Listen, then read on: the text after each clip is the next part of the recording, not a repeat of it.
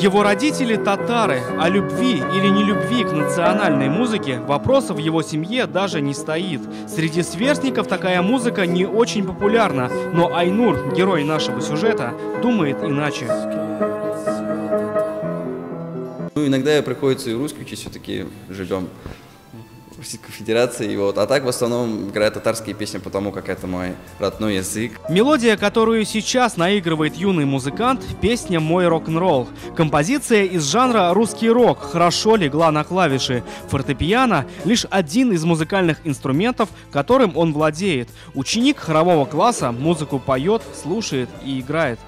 Примечательно, что вот такой у нас человечек есть, Айнур, который любит петь песни не только на русском и на английском языке, но и на татарском языке. Мы это всячески приветствуем, выражаем свою признательность его голосу и вообще его выбору, да, скажем, потому что, ну, может быть, не очень популярная татарская музыка, но согласитесь, что она очень красивая, мелодичная, это прекрасно. Наверное, каждому человеку должно быть заложено тяга к музыке, потому как это вот должно быть заложено, потому что если человеку не дано, это не дано понимать. А когда человек понимает, то, что вот это его, он просто пытается сделать так же, как и другие, то есть и даже лучше, можно так сказать.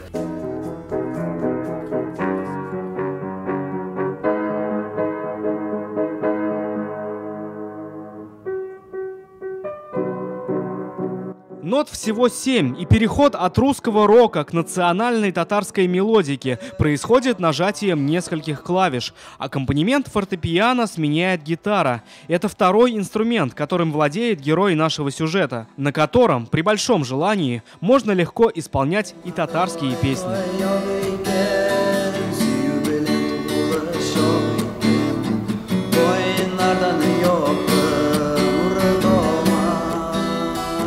Это повлияли в основном мои родители, потому как мы, считай, татары, татарская национальность, мы любим татарские песни.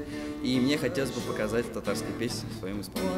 В следующем году Айнур заканчивает школу. В текущем стал призером республиканского конкурса «Энергоэффективность и энергосбережение» за энергоэффективный образ жизни и занял второе место в конкурсе «Служу России-2015» за сольное исполнение песни. Музыка – его увлечение, которое, кроме удовольствия, приносит еще и победы. Музыка как национальная, так и глубоко интернациональная.